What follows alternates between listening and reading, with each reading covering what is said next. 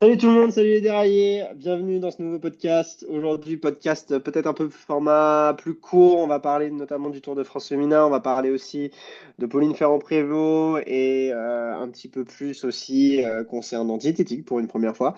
Et on va parler dans un second temps de la grande news, qui n'était pas vraiment une grande news puisqu'on l'attendait tous, de transfert de Remco Evenepoel.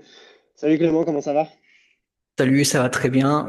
Très content de la victoire de Pauline et du coup ravi d'en parler aujourd'hui. Yes, ravi d'en parler. Je te propose qu'on rentre dans le sujet. Bon, elle a dominé la course de la tête et des épaules, sans même surnager. En même temps, elle a jamais bu la tasse. Je suis à court d'analogie pour Pauline sur Tour de France. Dès la première étape, elle a montré qu'elle était présente. Et puis moi qui avais pas vraiment d'informations sur ses capacités en montagne, mis à part sa perte de poids, bon bah. Apparemment, elle a quand même suivi un entraînement très fort sur cette partie-là, et puis bah, elle n'a rien perdu de son explosivité et de sa capacité à faire des efforts mi-longs comme elle est peut-être habituée au VTT. Donc, ouais, impressionnant ce Tour de France, en plus avec des beaux sprints propres, de l'action un peu tous les jours.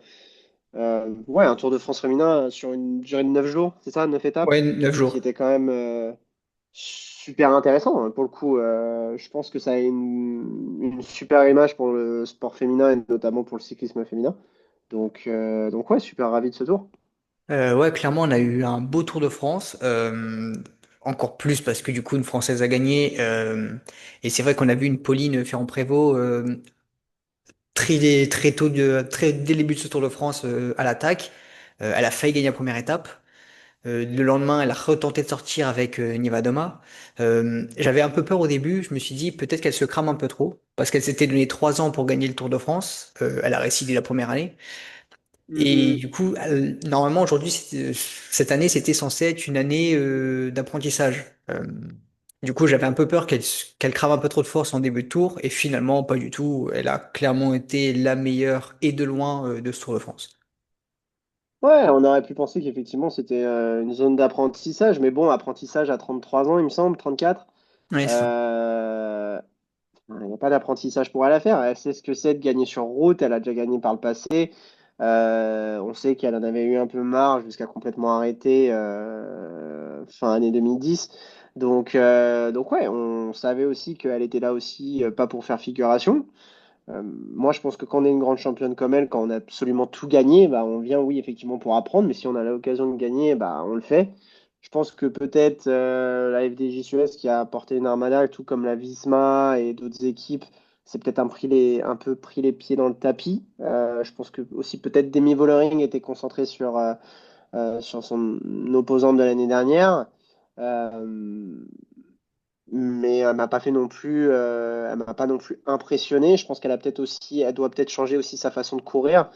On l'a vu l'année dernière qu'elle manquait peut-être aussi enfin, selon mon analyse, de justesse tactique. Elle était habituée à être la plus forte sur ce genre de course et au final aujourd'hui, effectivement, bah, on n'a plus 10 coureuses au top niveau. Non, on en a 60, 70, voire 80 selon Pauline qui sont au top niveau et qui peuvent se battre pour des victoires.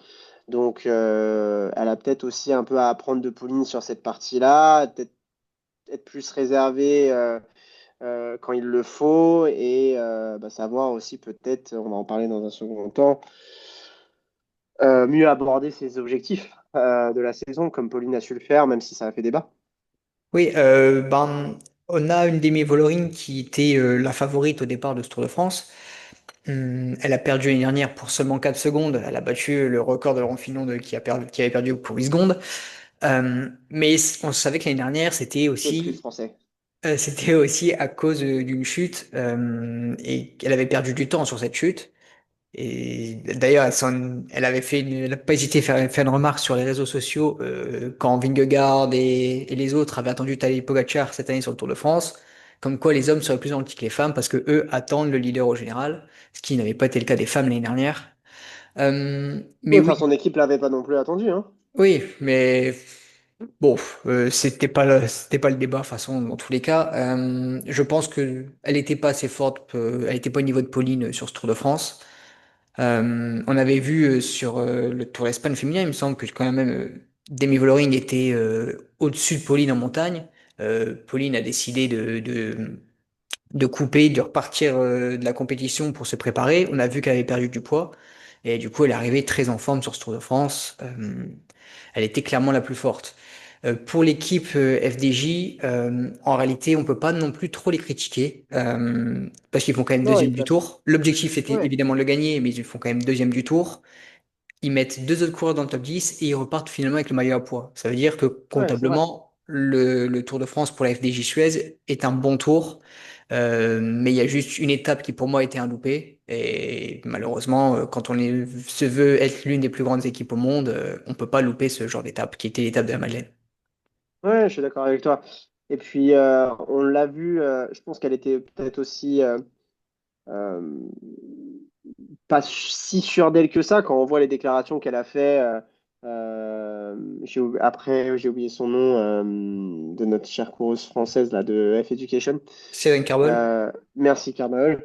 Sur le poids de Pauline et d'autres coureuses dans le peloton, et j'avais envie, enfin, j'ai envie aussi de dire que ça va dans l'évolution des choses. Mm. On a vu Valentin Paré-Peindre, par exemple, sur le Tour de France homme, qui est par son physique déjà très très fin, mais qui paraissait maigre, et puis pourtant qui gagne en haut du Ventoux. Donc je pense qu'aujourd'hui, effectivement, ça rentrera peut-être dans un autre sujet de podcast, de l'augmentation du niveau, même chez les amateurs, et du sacrifice aujourd'hui que ça demande chez les semi-pros pour accéder à la catégorie pro.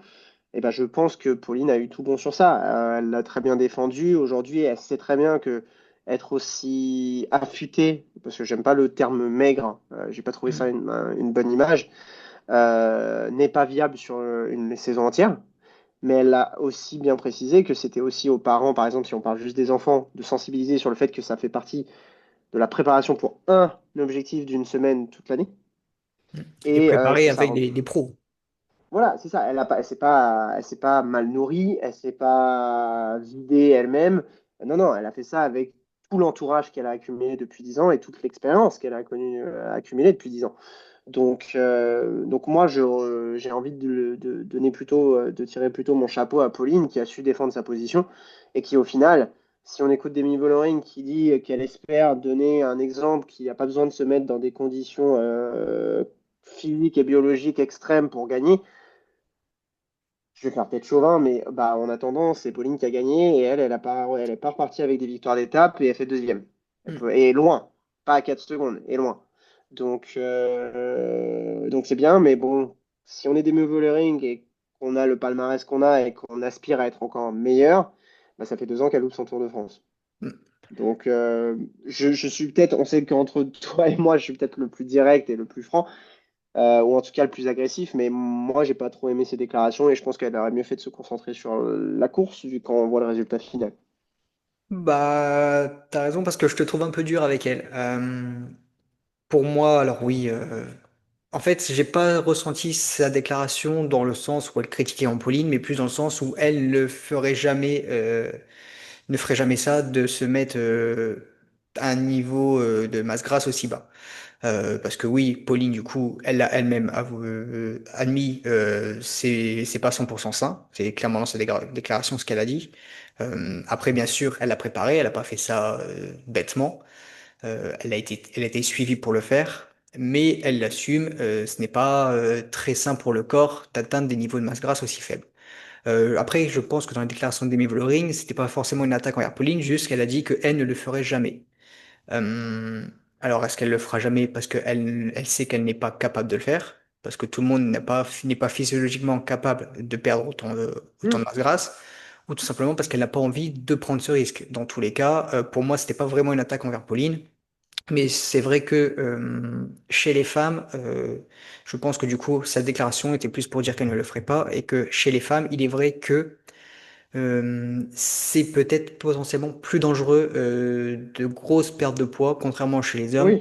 Oui, Pour exemple, même si ça reste dangereux chez les hommes, chez les femmes, c'est accentué. On a même vu, bah, du coup, Cédric Carbol qui disait que certaines femmes ne pouvaient même plus avoir leurs règles à cause de ces pertes de poids.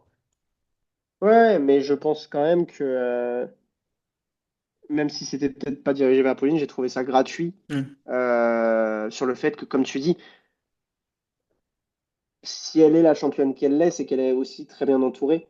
Et que Mm. je pense que c'est dommage de ne pas aller chercher aussi la performance quand on peut aller la chercher et progresser. Oui. Alors effectivement, je ne dis pas qu'il faut être anorexique pour être cycliste, mais j'ai trouvé ça un peu facile et c'est un peu ouais, diminuant pour les personnes qui ont peut-être aussi accompagné Pauline sur ça, parce que c'est leur métier et c'est leur spécialité. Mm, Maintenant, je comprends. effectivement, on a quand même connu un beau Tour de France féminin. Hâte de voir la fin de saison aussi féminin, parce que là, ça y est, on a quand même un beau panier Mm. de championnes au niveau féminin. Je pense que Pauline apporte aussi beaucoup, 4 victoires françaises en de tout cas au suite. niveau France. Quatre victoires françaises de suite, effectivement, avec deux doublés à chaque fois. Oui. Donc exceptionnel, ouais, c'est clair. Si on avait pu connaître ça sur le tour à ce niveau-là, ça aurait été génial. Bon, on se contentera de Valentin pour l'instant, mais en tout cas, effectivement, c'est génial. L'autre news, d'ailleurs, petite aparté avant de passer à l'autre news de notre podcast. D'ailleurs, j'ai trouvé la photo assez sympa de Pogacar qui roule avec Pauline Ferrand-Prévot à Monaco, Oui. qui est sortie aujourd'hui. C'est quand même super cool de pouvoir voir le cyclisme, et je pense que le cyclisme est peut-être pas le sport le plus diversifié encore pour l'instant, mais en tout cas, je trouve qu'il évolue rapidement dans cette répartition homme-femme. On voit de plus en plus de compétitions aussi nationales pour les femmes.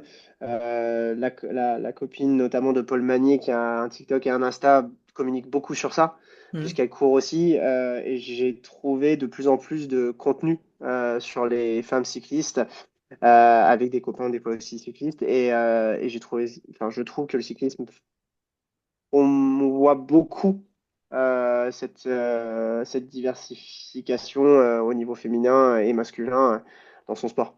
Oui, bah, je pense que, alors, j'ai pas vraiment fait une analyse sur tous les sports, mais j'ai l'impression que le cyclisme féminin est peut-être le sport qui s'est le plus développé des 5 à 10 dernières années comparé aux autres Mm, sports féminins. Bon, il y avait mm. le tennis qui était déjà surdéveloppé, Ouais, bien sûr. mais Ouais. sinon, à part ça, je trouve que c'est le sport cycliste qui avance le plus dans ce domaine. Du coup, bah, ça fait Ouais. plaisir. Parce que c'est vrai que après, même au niveau football féminin, là on parlait enfin on voit beaucoup sur les réseaux, ouais, mais Tadej, l'équipe à Tadej, quand il gagne le tour, il gagne 500 000, et Pauline, elle a gagné que 60 000. Bon, on reviendra peut-être sur ce sujet à un autre moment. Il y a quelques années, 60 000, elle pouvait même pas l'expérimenter. C'est clair. Donc, on reviendra peut-être sur ce sujet sur un autre podcast. Je pense que c'est super intéressant comme sujet. Mais quand on compare ce que gagnent les joueurs de foot féminines par rapport aux joueurs de foot masculins, je pense que la disparité est quand même beaucoup plus grande. Oui, Elles vivent peut-être mieux par rapport au fait, effectivement, d'avoir plus de viewership. Mais la disparité reste grande. Donc, effectivement, je pense que le cyclisme fait beaucoup. Peut-être la course à pied aussi, d'ailleurs. Mais ces sports qui sont peut-être plus faciles d'accès, tout le monde peut faire du vélo, tout le monde peut aller courir. Pour jouer au foot, il faut une équipe, il faut un cadre, oui. c'est assez spécial. Donc effectivement, je suis d'accord avec toi que c'est génial sur ce point-là. Donc voilà pour la petite aparté, pour le petit aparté à chaque fois bonus qu'on fait sur chaque podcast. On ne sait pas se tenir. Bon, bah Remco chez la Red Bull, Oui. enfin. Enfin, pour lui, je pense, s'il veut passer un cap sur les grands tours, je pense que quitter Quick-Step est une bonne chose pour lui. Patrick Lefebvre va pas être très content quand même là. Bah, j'espère qu'il va pas m'écouter quand je dis ça, mais ouais. Donc, on sait qu'historiquement, la Quick-Step est une équipe de classiques, de chasseurs d'étapes, probablement pendant plus une décennie, voire un peu plus, étaient clairement les meilleurs au monde dans ce domaine. Euh, Remco, et pour la petite stat d'ailleurs, je ne sais pas si tu l'avais lu, Remco est le seul podium et vainqueur de grand tour de toute l'histoire de la Quick Step, quand même. Oui, c'est ça. Et Ça fait du coup, 30 ans qu'ils existent, hein. ils ont voulu changer l'ADN autour de Remco.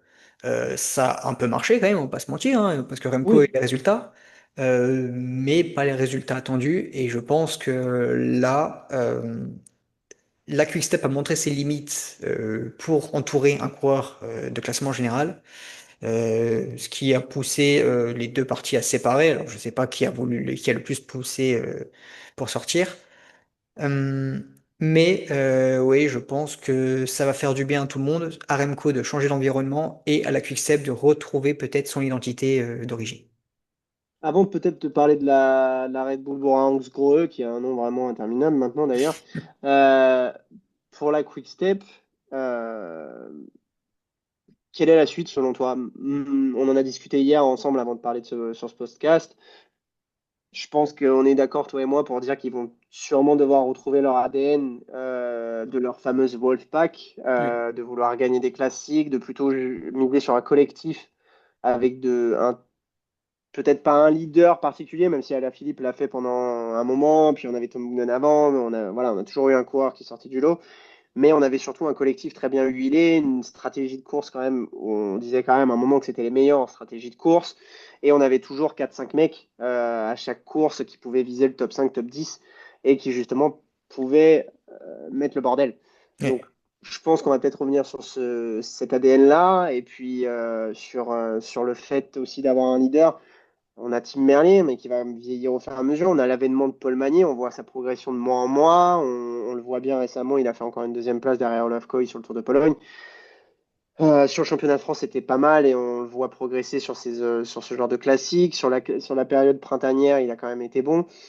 Ils ont aussi des jeunes qui progressent, mais on n'a peut-être pas aussi voilà, un calibre de la part de Remco dans les petits papiers. Chez les jeunes, j'ai pas décelé quelque chose en particulier Non. en lisant différentes choses. Qu'est-ce que tu en penses, toi? Est-ce que effectivement on va retourner dans cette idée-là, et je pense qu'on est d'accord pour le dire, mais est-ce qu'on va devoir recruter quand même une tête d'affiche là tout de suite, ou est-ce qu'on va attendre et reconstruire un peu comme une franchise de NBA ou de NFL sur plusieurs années? Bah, je pense qu'on peut tenter de reconstruire tout de suite. Alors, on a bien vu que là, avec l'effectif actuel et tout ça, dans l'état actuel des choses, je ne vois pas la Quick Step d'ici l'année prochaine réaliser une grande saison. En tout cas par rapport à ses standards.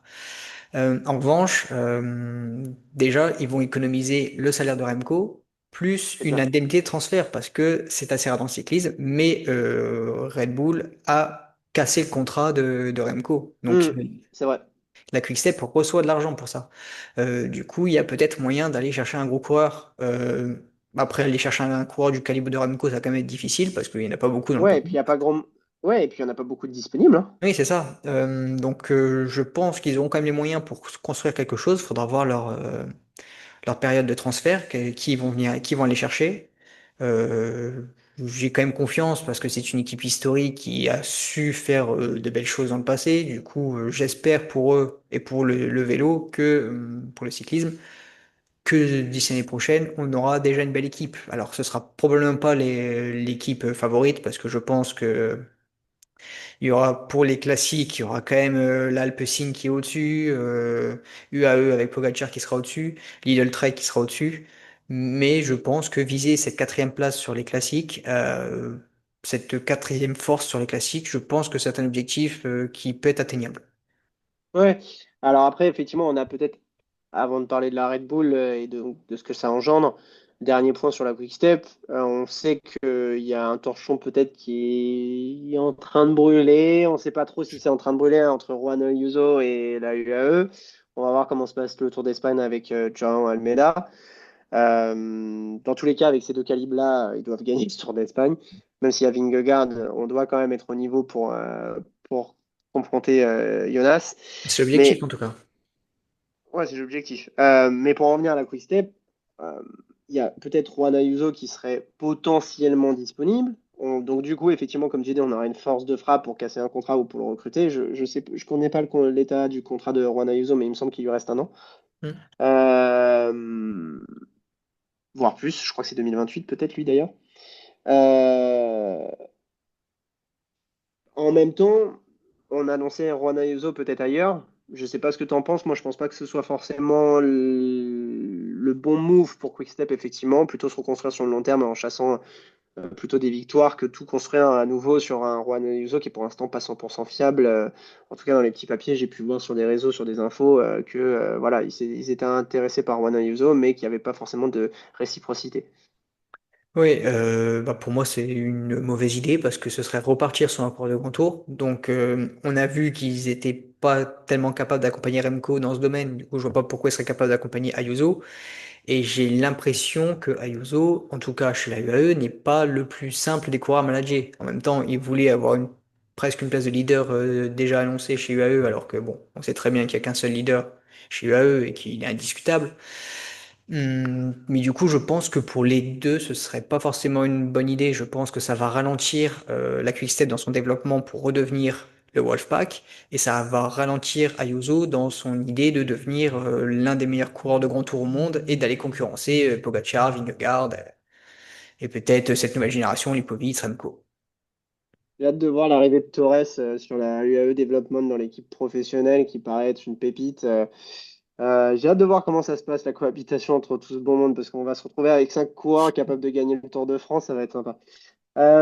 Pour parler de la Red Bull, du coup, pour ce dernier point de ce podcast, bon, bah, jackpot, on a recruté le troisième meilleur coureur de Grand Tour sur les résultats récents, en tout Oui. cas.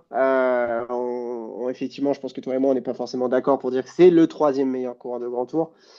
Par définition, il y en a d'autres. Bah, justement, chez la Red Bull, il y a Lipovic, Oui. qui monte en puissance de mois en mois, d'année en année. Il progresse. On sait que c'est pas encore le niveau de Remco sur les chronos, mais il n'est pas moche sur ces efforts-là. En montagne, enfin, cette année, il nous a impressionnés. Alors, on verra s'il est capable d'enchaîner année en année, hein, parce qu'on en connaît des jeunes coureurs qui sont capables de faire ça. David Godu. Euh, on a Primoz Roglic qui va aussi beaucoup servir, mais on a aussi d'autres très bons coureurs chez la Red Bull. Donc on a vraiment une très très belle team de coureurs de grand tour avec cette arrivée de Remco. À voir comment le leadership va se passer. Je ne sais pas ce que tu en penses. Je pense qu'il y a de quoi faire avec les 3 grands tours. Je pense qu'on va peut-être aligner un Lipovic sur le Tour d'Italie l'année prochaine pour voir si on peut le gagner. Et Rawa a aligné Remco sur le tour, mais à sa demande, hein, parce qu'il y a quand même eu une vraie désillusion, même s'il y avait des circonstances atténuantes cette année sur le tour. Mais je ne sais pas ce que tu en penses, mais ouais, gros jackpot, et en tout cas de quoi venir peut-être titiller au moins la Visma. Hmm. Ben, je pense clairement que pour la Red Bull Bora, en gros, t'as raison, le nom est très long. Euh, L'objectif quand ils prennent Remco, je pense que c'est d'en faire le leader absolu.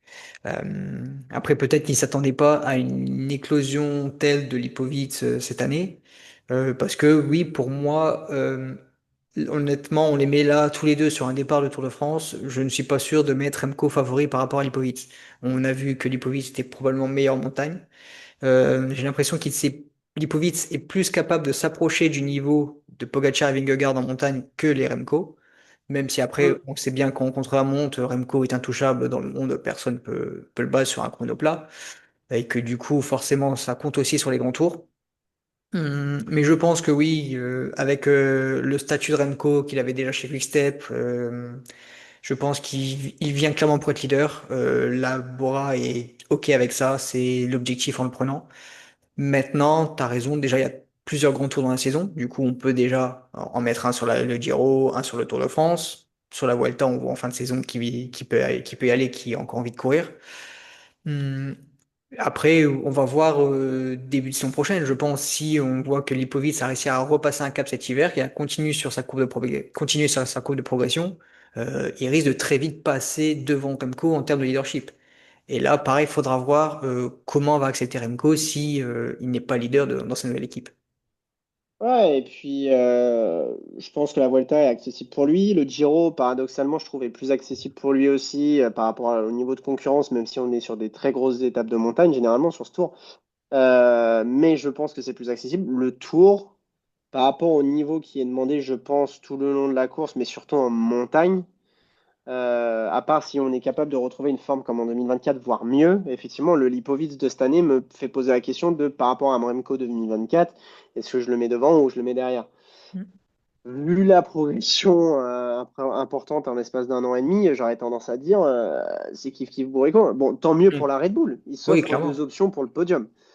Mais effectivement, au bout d'un moment, par rapport au rythme de progression, est-ce qu'on va pas arriver à ce niveau-là? Et surtout, est-ce qu'on n'a pas trop écouté la Quick-Step et Patrick Lefebvre qui, au bout d'un moment, disait que Remco allait gagner le Tour de France, donc on en a fait un favori, alors que est-ce que ce serait une plus moche carrière pour lui d'aller peut-être gagner un Milan-San Remo s'il en est capable, d'aller gagner une Flèche Wallonne enfin, d'aller gagner l'Amstel parce que je pense qu'il en a largement les capacités de gagner cette classique-là, d'aller continuer à taper Liège-Bastogne-Liège parce qu'il y a des records à aller chercher, notamment d'un Belge. Je pense que le Lombardie, même si c'est très dur, et peut-être aussi, comme c'est une classique plus décadenassée, et donc effectivement plus abordable pour lui, euh, viser les championnats du monde, je pense que c'est des courses qui conviennent, selon moi, beaucoup plus à Remco, et peut-être effectivement avec un tour un peu comme on disait hier à la Wiggins 2012 avec 100 km de chrono et des étapes de montagne plutôt lisses en termes d'ascension. Lise dans une moindre mesure, hein, bien sûr, mais est-ce que c'est pas plus intéressant pour eux de jouer principalement la carte Lipovic? Bon, comme tu dis, on verra la réponse l'année prochaine. Oui, clairement. Après, c'est aussi un bon. Le fait d'avoir deux personnes très dangereuses au général, ça peut être un gros avantage pour la Bora, pour la Ouais, Red Bull. Euh, on a bien vu 2022, la Visma, grâce à ça qu'ils ont réussi à gagner le Tour de France et à déstabiliser Pogacar en ouais, ayant mais est-ce qu'en Roglic montagne, et Vingegaard. est-ce qu'en montagne, je suis d'accord avec toi, mais est-ce qu'en montagne, on est capable de dire que Lipovic et Remco apportent autant de force de frappe ou en tout cas de certitude que Roglic et Jonas? Ben, le Remco de 2024, alors c'était aussi un Roglic qui avait quand même 3 années de plus que par rapport à 2022, 2 années de plus que par rapport à 2022, qui était déjà un peu fatigué. Mais on a vu que Remco Hum, était quand hum, même meilleur en montagne sur pas hum, mal hum, hum. d'étapes. Et Vingegaard 2021-2022, c'est pas le monstre absolu qu'il était en 2023. Il y a eu Hmm, une hmm. progression. On peut peut-être s'attendre à une progression telle de Lipovic l'année prochaine. Si Jonas Vingegaard l'a fait, alors tout le monde ne l'a pas fait, vu que Vingegaard est quand même l'un des deux meilleurs coureurs au monde sur ce profil. Pourquoi pas Lipovic? Donc potentiellement, si la Red Bull travaille bien, je pense que c'est une équipe qui travaille très bien, euh, Oui, potentiellement on peut avoir l'année prochaine. Alors pareil, les équipes devant Visma et UAE, il faudra se les farcir, mais au moins ah, c'est clair. on peut avoir deux armes capables de les faire douter. Ah, je suis d'accord avec toi. Bon, de toute façon, rendez-vous l'année prochaine pour voir ça. Je pense que les deux seront alignés sur le Tour de France. Ouais, c'est possible que même s'il y en a un qui fasse le Giro, qu'il participe aussi sur le Tour de France. Puis on a encore Roglic en contrat, normalement, il me semble, jusqu'à fin 2026. Donc on a de quoi faire aussi avec un super lieutenant. Je pense qu'effectivement, en tout cas, Red Bull semble, Red Bull, pour pas dire le nom en entier, mais en tout cas, l'encadrement de la team et avec l'appui financier de Red Bull qu'on connaît dans d'autres sports. Euh, à mon avis, ça prend la bonne direction. On l'a vu en F1, on l'a vu dans d'autres sports. Généralement, on a quand même une culture du sport et une culture de la gagne sur cette société-là. Et y mettre les moyens financiers, humains et matériels, c'est une chose, mais je pense aussi qu'effectivement, comme tu dis, l'encadrement et le recrutement semblent être intelligents, notamment chez d'autres contrats. Donc oui, comme tu dis, à mon avis, Red Bull est sur le bon chemin. Dans tous les cas, de l'autre côté, ça vieillit aussi avec Vingegaard, même si on a encore 5 ans, à mon avis, au top niveau, en tout cas pas loin, et Tadej aussi, quid de Tadej après 2028, mais en tout cas, effectivement, on a une belle équipe qui se forme.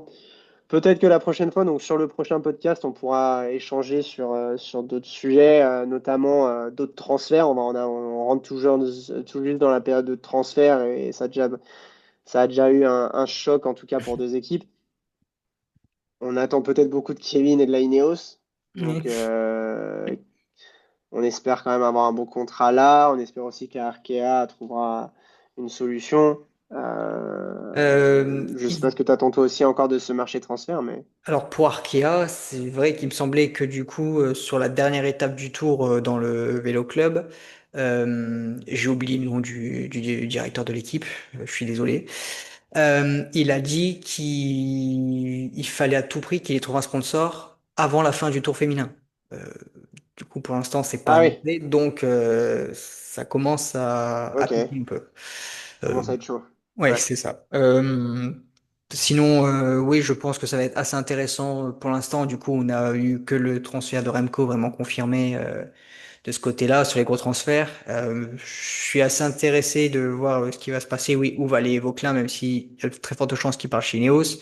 Voir le recrutement de Decathlon, parce que du coup on a parlé du AE, de Visma et du coup de Red Bull, mais l'objectif Decathlon, surtout avec l'arrivée de CMA-CGM, c'est de devenir d'ici 2030 l'une des 3 meilleures équipes au monde.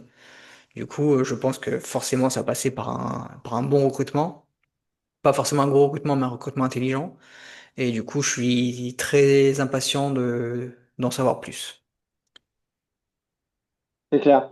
Bon, en tout cas, voilà, on va arriver aussi sur la Vuelta prochainement. On a le Tour de Pologne qui est en cours, donc on va faire plein de petits posts.